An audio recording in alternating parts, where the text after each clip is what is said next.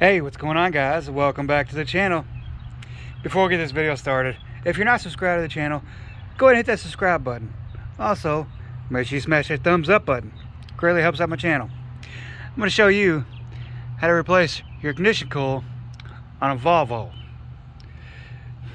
And this is a 20 valve overhead cam 5-cylinder engine.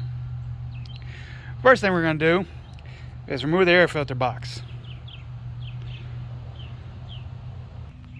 Alright guys, once you get the air filter, top of the air filter box removed out of the way, you can get right in there to 10mm bolts that hold the coil onto the strut tire assembly. And there's 3 of them. There's one right there, one right there, and then one right there underneath. Alright, let's get those removed.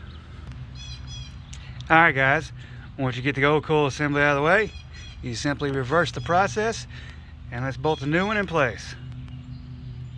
Well, in this case it's not a new one, we got a used one from a vehicle that we got that was totaled, so we're putting it on this customer's car because they're trying to sell the car, so they don't want to put a lot of money into it. So we're cutting them a deal and putting a good used one on it. So here's the old one, the one we just took off the car, and here's one that's been marked as good that we're going to install on the car. So we're going to get that one installed on the car.